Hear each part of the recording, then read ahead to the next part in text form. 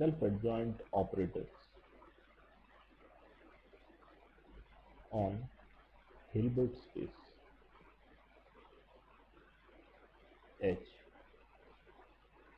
So our field of interest primarily here would be C. Also, it can be considered R, but the theory is more elegant, or rather has some geometrical interpretation or some ideas or some better results if we take C as the scalar. Okay. So what do we have on the complex plane? We have that Z is equal to Z bar is one. So this is the all real numbers on the complex plane. If and only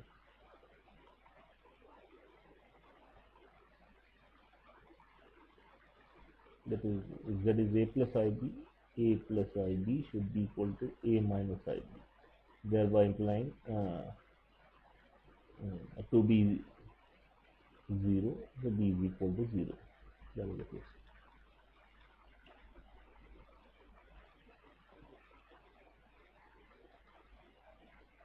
So P is belonging to B of H.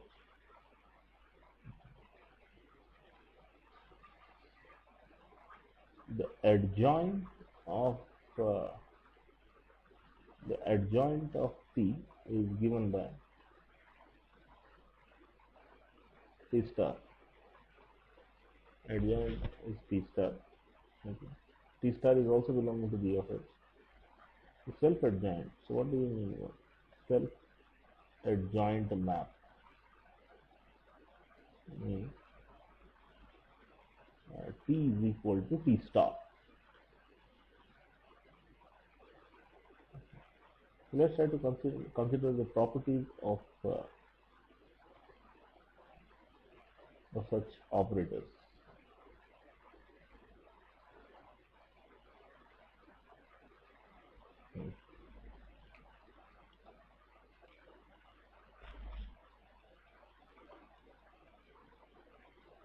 Note that 0 star is 0 and I star is I. Why this is the case? If this is the case, is because in a product of 0x comma y would be in a product of x comma 0 star y, and this is clearly 0. This is true for all x and y belonging to x. Take x is equal to 0 star y. That implies that the norm of 0 star y, this is equal to 0 square, this is thereby implying norm of 0 star y, this is 0, thereby implying that if this is 0, then what do we have is that 0 star must be the 0 map. This is true for all y belonging to H. Okay. Similarly, I star is I.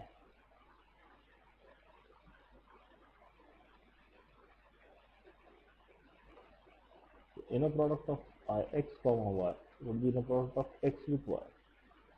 This would be the same thing as inner product of x with I star of y. Okay.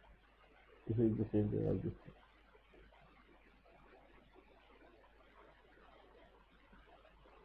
So shifting this on the left hand side, so inner product of x comma I star minus I of y, this is 0. This is true for all x and y belonging to x. So take x to be I star minus I of y. So this becomes what? The norm of I star minus I y. This is what whole square, this is 0. Thereby implying I star y is equal to I of y. Okay. This is true for all of y. This implies that I star is I as a maps. Okay. So the 0 map is self-adjoint. The identity map is also the self-adjoint map.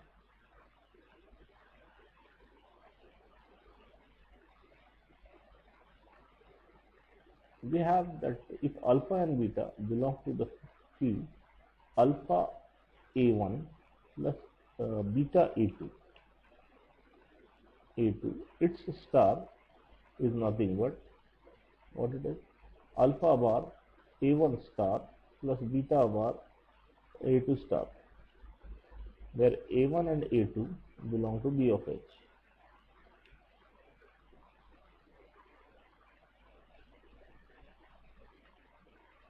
If A1 and A2 are self-adjoint, if they are self-adjoint, then A1 star, so this is alpha bar A1 plus this will be beta bar A2. So we have this thing, but the point is that alpha is becoming alpha bar, beta bar. If we choose, if alpha and beta coming from only real, if these are chosen such way, then what we have is that alpha A1 plus beta A2, its star, this is the same thing as alpha A1 plus beta A2. Okay. So the point is that we can talk it as a addition as a subspace also. That is the real subspace of B of H. The self-adjoint, the class of self-adjoint operator is the real subspace of B of H. So in fact, it's a closed subspace. So let's look at this thing. So if you have a sequence of operators, suppose n going from 1 to infinity is sequence of operators, of self-adjoint operators, operators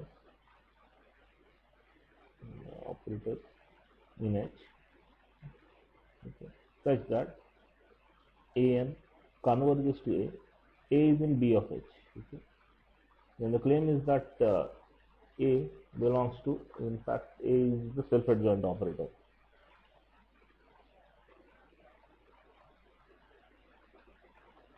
So why this is the case? Why A has to be self-adjoint? So let's look at A and A star. Okay. So the norm of A minus A star, add and subtract the following terms in this state. Norm of A minus An plus An plus An star minus An star and minus A star is the last term, norm of this thing. So take what we can do is that we can group this thing A with An, this term with this term. So what do we get is that this is norm of A minus An plus An minus An star plus, so this is this term remaining over here and this term remaining over here. So what do we get is that An star minus A star. Okay. Now if we apply the triangle inequality for H star, this is less than equal to norm of A minus An plus norm of An minus An star plus norm of An star minus A star. The point is that because An is this is self-adjoint, so this value is 0.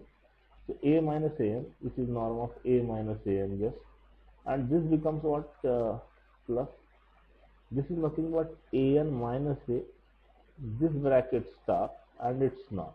This is this value. This is A minus An or An minus A star, this one. Now norm of T for any, so in the adjoint we have seen that norm of T is always same thing as norm of T star, non-trivial. So what we can say is that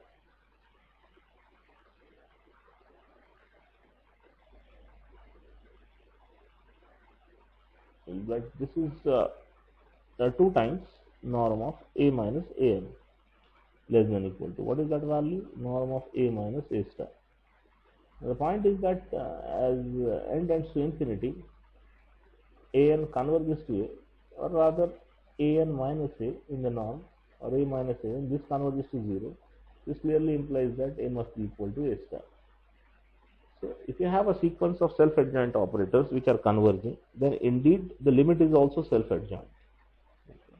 This also proves by the previous part what we have is that the class the family of self-adjoint operators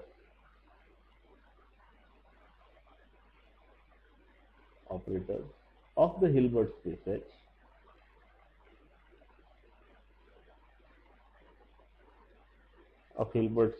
H is closed linear real subspace. This is important.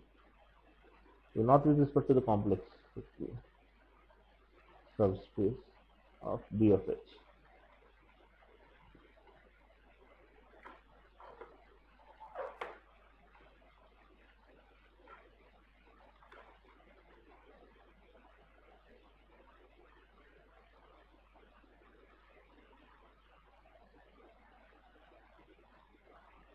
Another property is that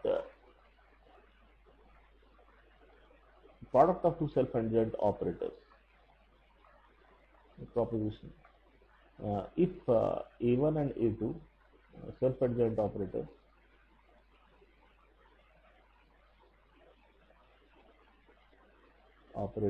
on H, then their product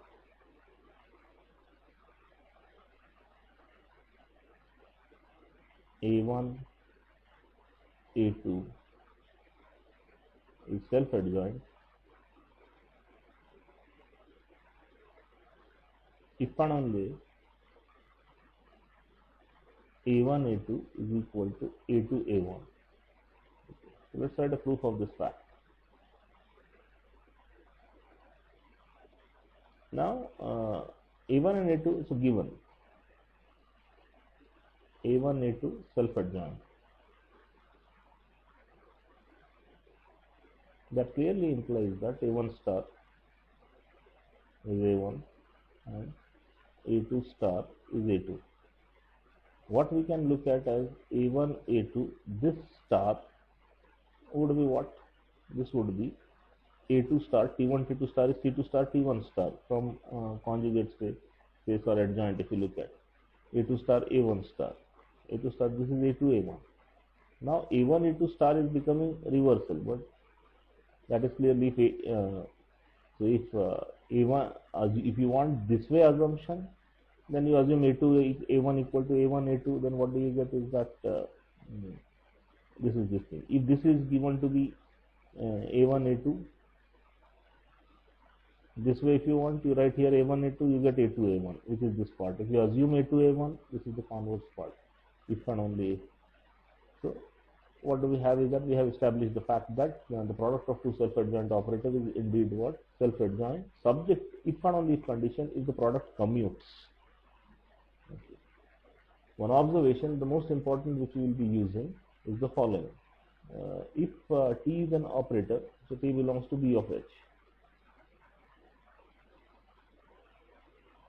then T is the zero map if and only if in a product of Tx with Y, this is 0 for all X and Y belonging to H. In particular, taking Y is equal to X, this implies what? That T is equal to 0 map. This implies, this is one way implication only. Tx comma X is 0 for all X belonging to H. So this is not.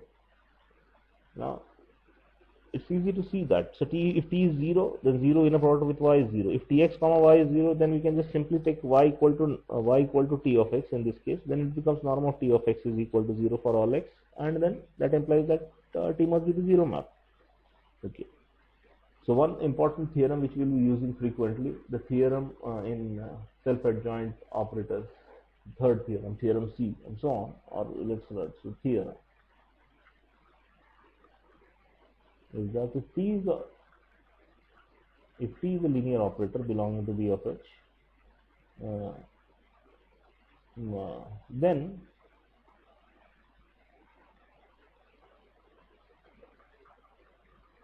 for which inner product of tx comma x, this is 0. Okay, for all x, then the conclusion is that t is equal to 0 now. Okay. If this is the case, so let's try to prove this thing.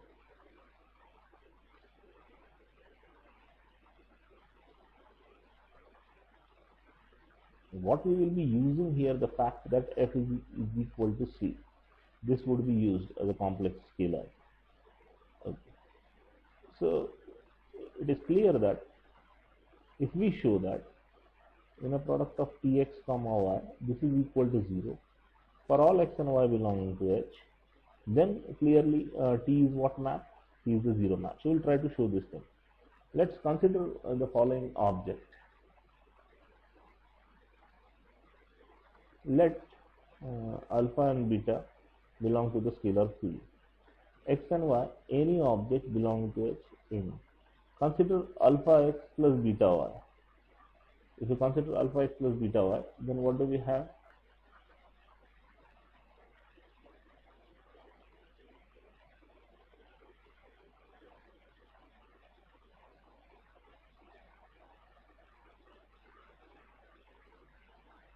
Beta y. Let's call this thing as z.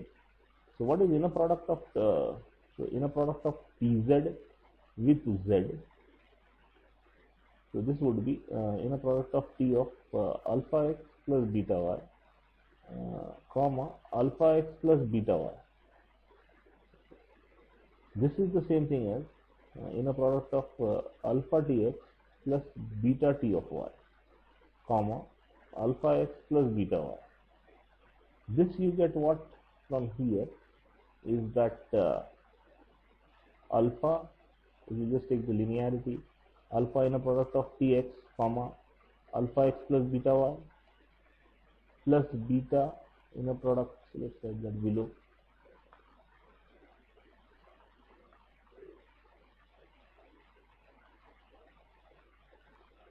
beta inner product of ty with alpha x plus beta y.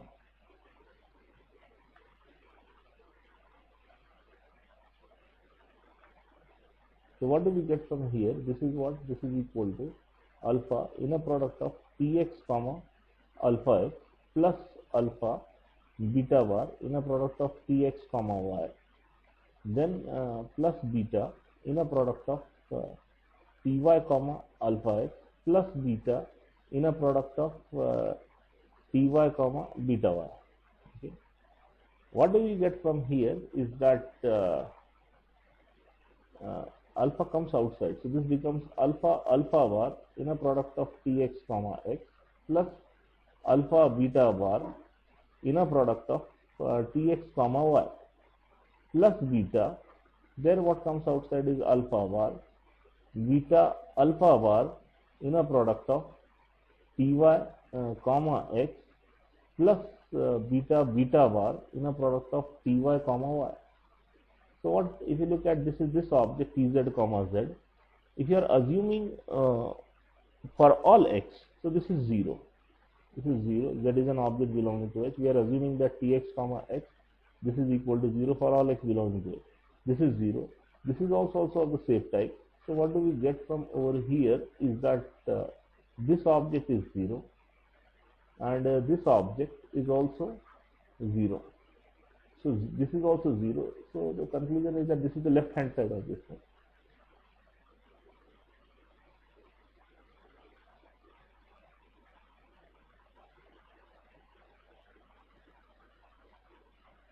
So what we can conclude, this is inner product of T of alpha x plus beta y, comma alpha x plus beta y, inner product of this thing. So the 0 and so on writing. So this becomes alpha beta bar inner product of tx comma y plus beta alpha bar inner product of ty comma x. This is what? This is 0. Now choose alpha is equal to 1, beta is equal to 1. That clearly implies that inner product of tx comma y plus inner product of ty comma x, this is 0. Okay. So the sum of these two things is 0. If we choose in this equation alpha is equal to I and beta is equal to 1. I and beta is equal to 1. So what do we get? Alpha is I, beta is 1. So this is just 1. So inner product of tx comma y. Beta is 1, alpha is I. So this becomes just I here minus I. Inner product of ty comma x. This is 0. Dividing by I. So tx comma y minus inner product of ty comma x. This is equal to 0. Now you have the term over here and the term over here. This is true for all x and y belonging to H. This is true for all x and y belonging to H. So these two things are equal. A plus b is 0, a minus b is 0 of two complex numbers. So what do we get? Is that a is 0, 2a is 0, 2b is 0, so that 0. So in other words, we have shown that inner product of tx comma y, this is also 0. And inner product of ty comma x, this is also 0 for all x and y belonging to H. In other words, this so t is what? T is the identically 0. So if tx comma x is 0 for all x belonging to H, then what we have shown is that t is what operator? T is the 0 operator. Okay, but we have used the following fact is that we are looking on the field of the complex numbers. See, we have used I here. This kind of observation has been used. I and so 1 is used, 1 and 1. This proves this point. Let's look at the next proposition. Okay. So how the inner product is always real? So if an operator T proposition of here, an operator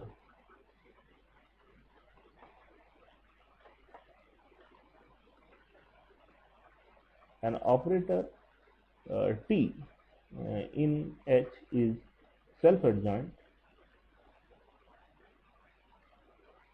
if and only if inner product of Tx with X, this is real for all X belonging to H. Okay. So let's write a proof of this fact.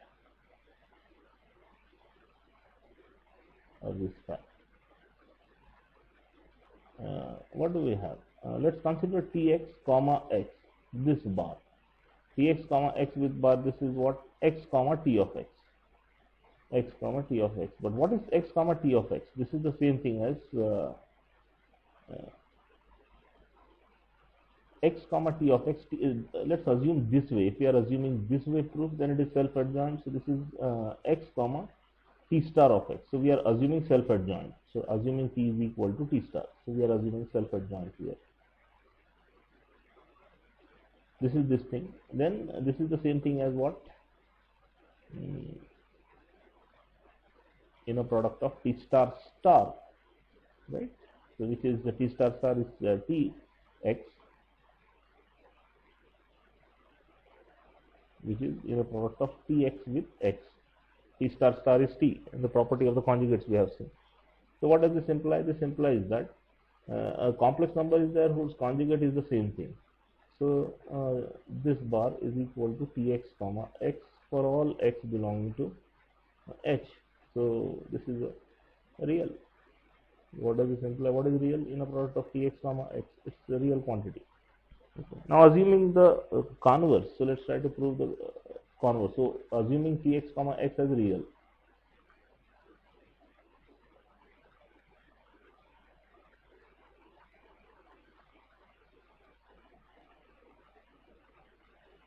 Assuming inner product of Tx comma X real for all X belonging to H. Okay. So what we can write is that Tx comma X is the same thing as its conjugate, which is X comma Tx bar. Right. Which is the same thing as inner product of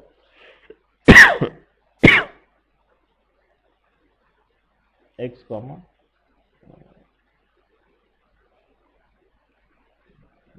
T star. This one I can do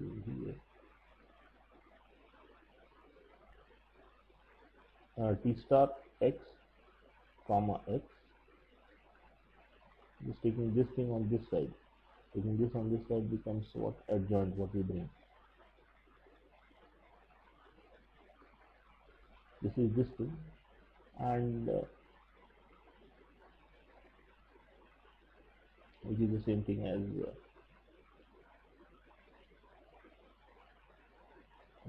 tx bar t star x.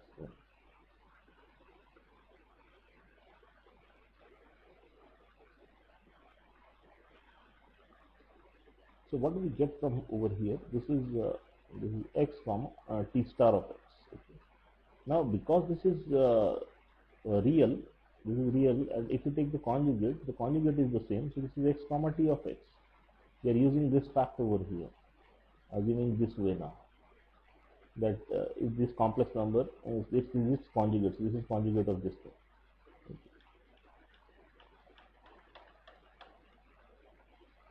This is this object. So what do we get? Inner product of x, and this is tx minus t star of x, which is what? This is 0 for all x belonging to h.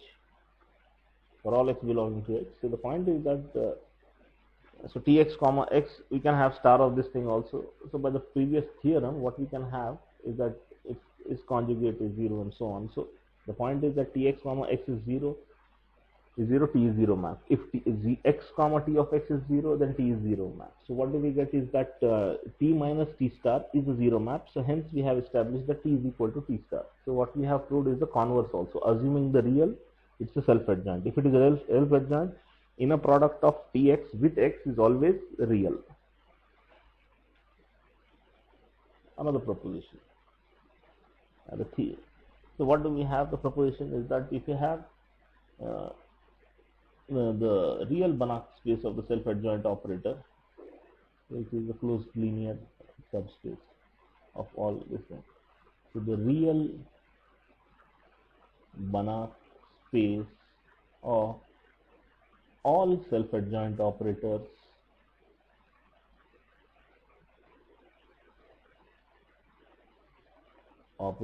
on H is a partially ordered set.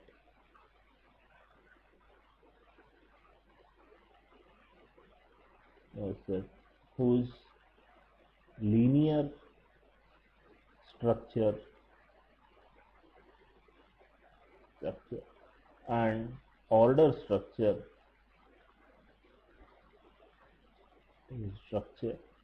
are related by the following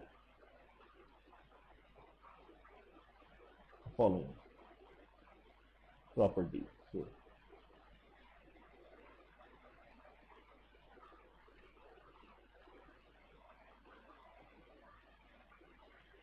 the first one, what is the first one? If A1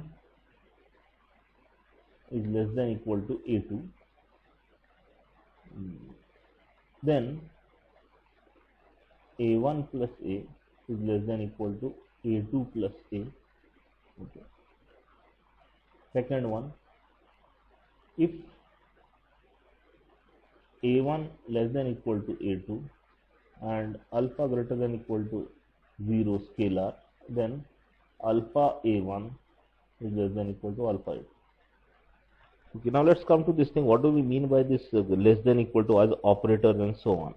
Since what do we have is that let's try to prove this fact is that first of all it's a poset. The class of all self-adjoint operator is a poset.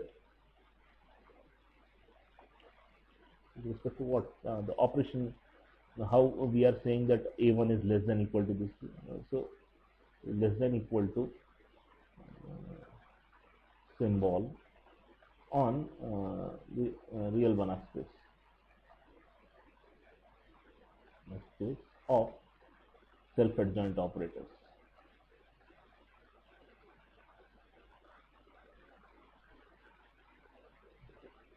Now, if you take any t which is self-adjoint, by the previous proposition, what do we have? That inner product of tx comma x, this is greater than equal to, not greater than equal to, t of x is always belonging to real. It's a real.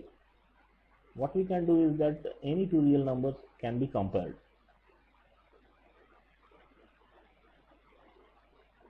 This is true for all x belonging to H, can be compared.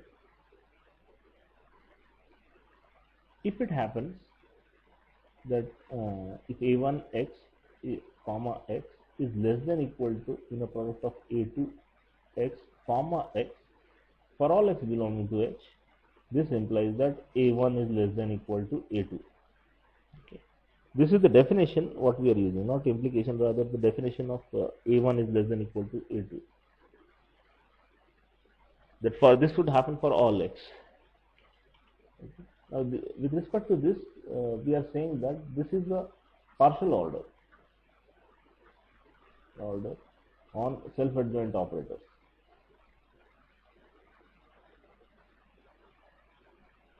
So so reflexivity, let's check that. In a product of Ax with x, A is self-adjoint. So this object over here is a real. This is always less than equal to what? In a product of Ax with x. This is clearly, every real number is less than equal to this. So this clearly implies this is true for all x belonging to H. This implies that A is less than equal to A. So this is reflexivity. And the point is that transitivity. So if A1 is less than equal to A2 and A2 is less than equal to A3, then clearly this implies that A1 is less than equal to A3. And why this is the case is that inner product of A1 x with x would be less than equal to A2 x comma x, and this is less than equal to A3 x comma x. This is true for all x belonging to H. So take this and this thing to get this one. So reflexivity, and this gives what? Transitivity. Only thing is remaining about the antisymmetry. So how do we prove that something is antisymmetric? Is that, let's consider the cases where if two self-adjoint or operators are given, A and A2 self-adjoint, and if A1 is less than equal to A2 is given, and A2 is given to be less than equal to A1, then what do we have? Is that inner product of A1x with x is less than equal to inner product of A2x with x, and inner product of A2x with x is less than equal to inner product of A1x with x. What do we get from here is that this implies that inner product of A1 minus A2 of x with x is what? Less than equal to 0. And what does this imply? Inner product of A2 minus A1 of x comma x, this is what? Greater than equal to 0. A2, this is also less than, rather, symbol here. But the point is that if I want to change the notation A1 minus A2, so this is A1 minus A2 over here, and this is reversal of A1 and A2. So this clearly implies that inner product of A1x minus A2x comma x, this is equal to 0 for all x belonging to H. If I take any x all belonging to H, take so the theorem for the self-adjoint operator, rather than taking the self-adjoint operator Tx comma x is 0, that clearly implies that A1 is equal to A2. A1 minus A2 is 0. So what do we get is that this implication is antisymmetric. So we have used that Tx comma x is equal to 0 for all x belonging to H. This implies that T is equal to 0. So this is being used. The last conclusion from this thing, this particular.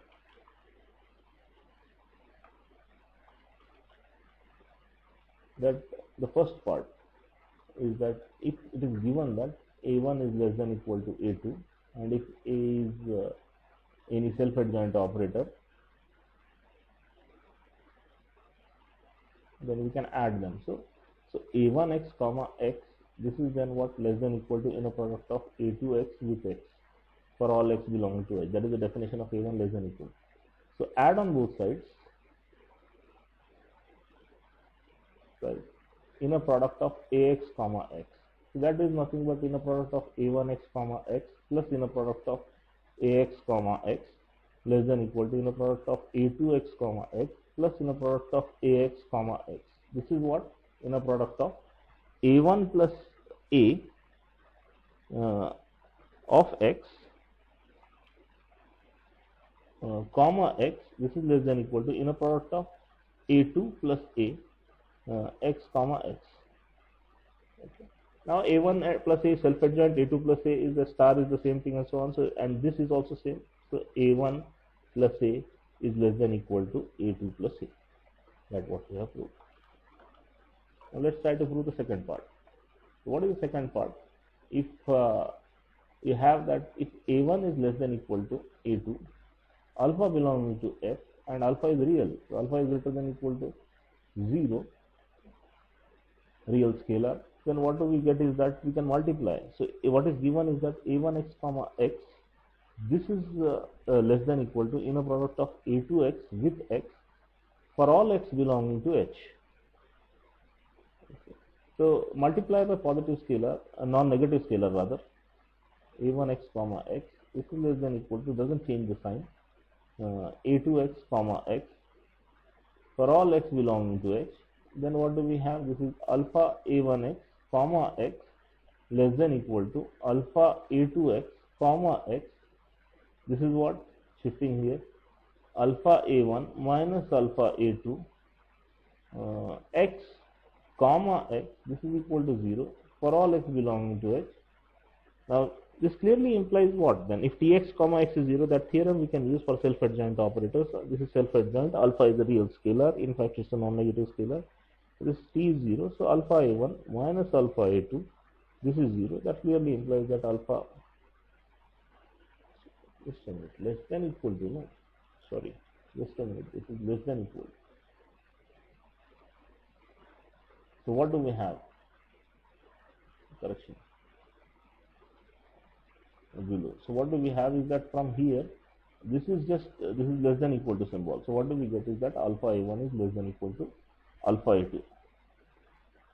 So what do we have is that if a1 is less than equal to a2, alpha is in the field, alpha is non-negative, real scalar, then if you multiply them, it just preserves that also. That proves this part.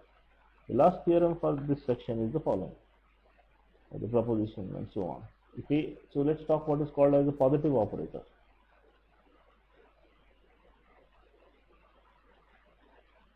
So A is the self-adjoint operator,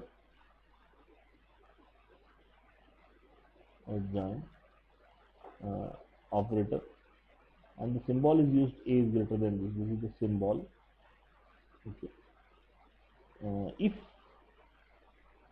ax comma x is a real number, it's always non-negative for all x belonging to x, then A is called positive operator.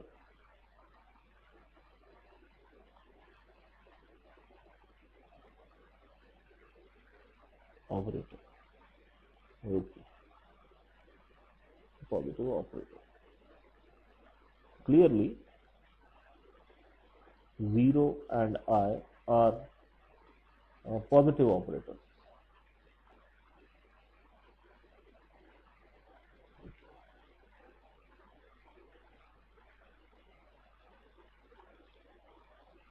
Another example is that if t is belonging to b of x and t, then if you consider t star and t star t, both are positive operators.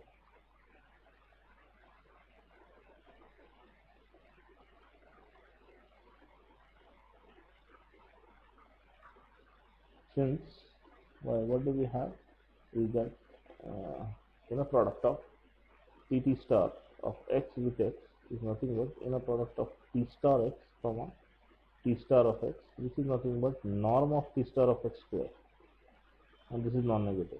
And similarly we can argue about the t star of x. So it's a positive operator. So t is just an operator, okay?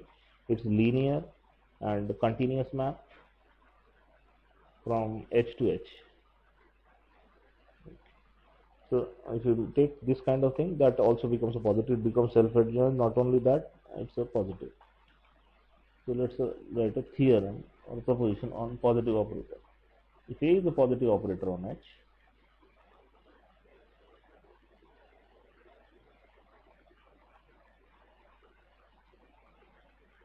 on H. Then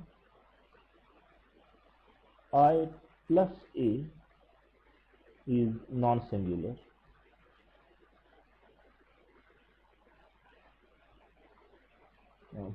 In particular,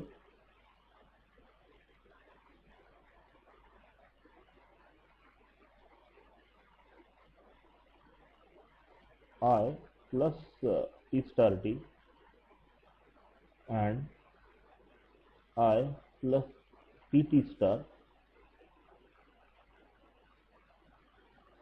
are non-singular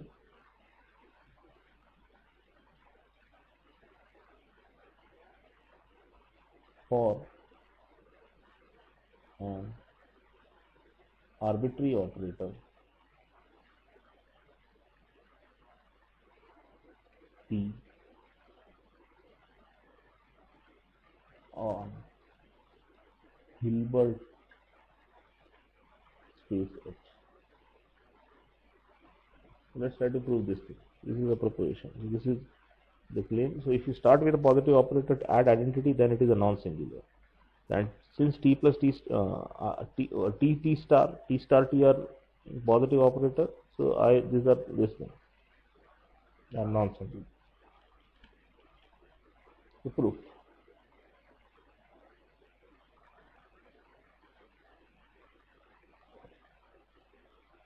So what we want to show is that I plus A is non-singular. Needs to be shown. So that is the map I plus A is 1 1 and onto. So check for 1 1 1 1. So if I plus A of X is equal to 0, let X belonging to H such that this is 0, then this clearly implies what? Ix plus Ax, this is 0. So X plus Ax, this is 0. If this is the case, this implies that Ax is equal to minus X. This clearly implies that inner product of Ax with X would be the same thing as inner product of minus X with X.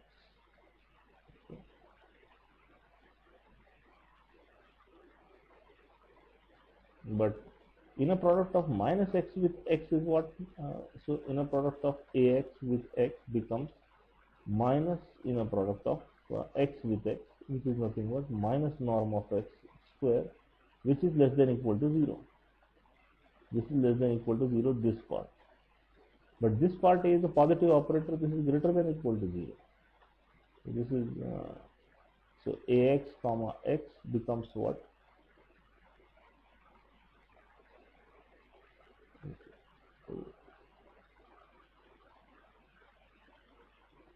So we'll use this fact over here rather to get X is equal to 0.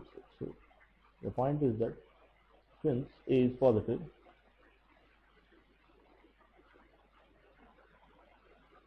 for all X belonging there, so minus norm of X square greater than equal to 0, that clearly implies that norm of X square is less than equal to 0. But this is already bounded below by 0. This is the norm, and from here we are saying that this is 0. That clearly implies that X must be 0. There is no other case. So X is 0. So IA plus X is 0. So this implies, if you take this one, this implies this over here, that X is equal to 0. So the map I plus A is a 1 1 map. So onto map. So let's check that ontoness.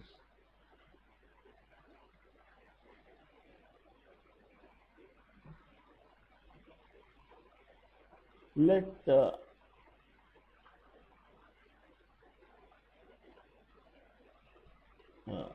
M is equal to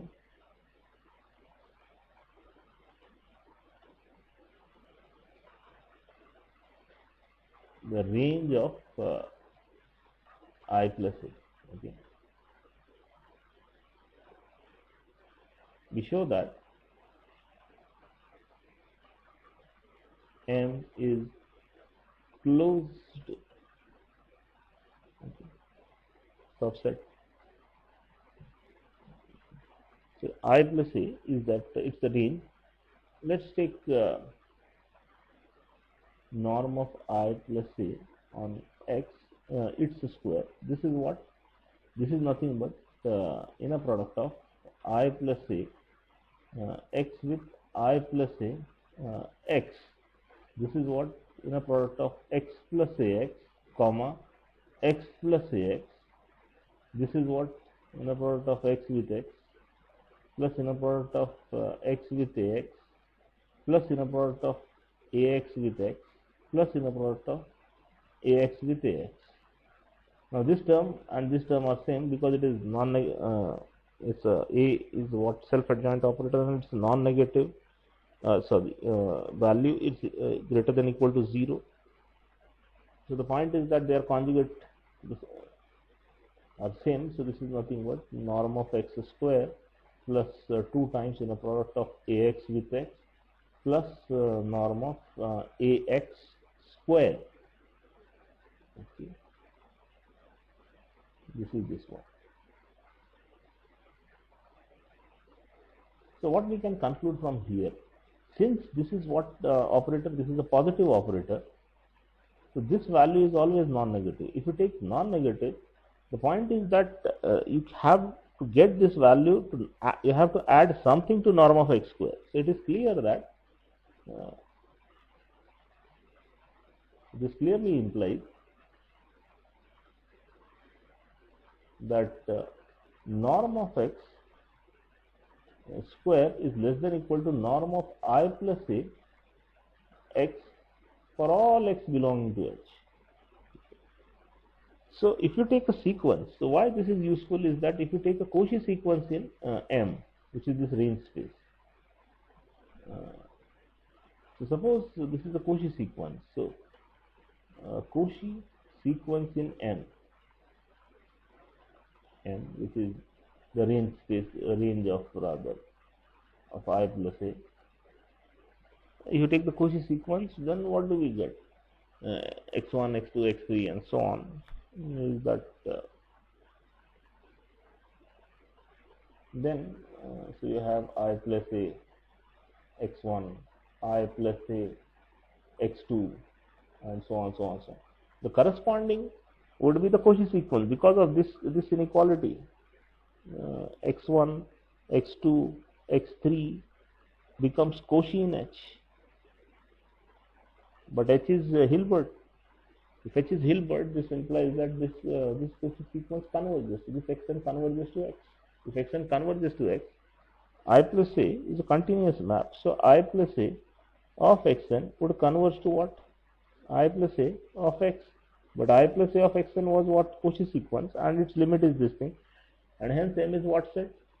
Is a closed subset. Okay.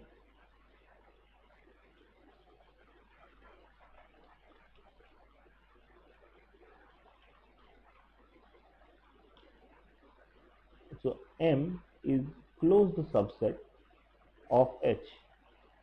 If M is not equal to H, then there exists what? By the theorem just after Cauchy-Schwarz inequality, that there exists x naught belonging to H, x naught non-zero, such that x naught is perpendicular to M. So what do we get is that, let's take inner product of x naught with the its image, which is I plus a of x naught. This would also be what? This would also be 0 because this object belongs to M. So if this is 0, what is this object? This is nothing but inner product of x naught with x naught plus ax naught, which is the same thing as inner product of x naught with x naught plus inner product of x naught with ax naught. What is this object? So this is nothing but norm of x naught whole square plus what do we get?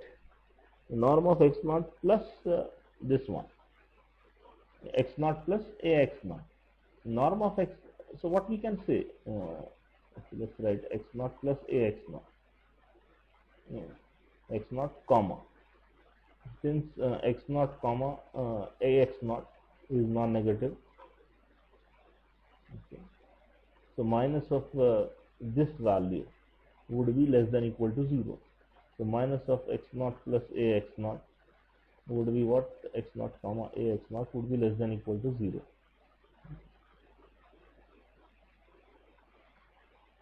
This value is 0.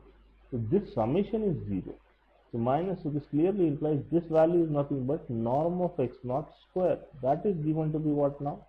0. So that clearly implies that this implies x naught is equal to 0, and this is contradiction. Why this is contradiction? Because it is that existence of x naught which is what? Non-zero.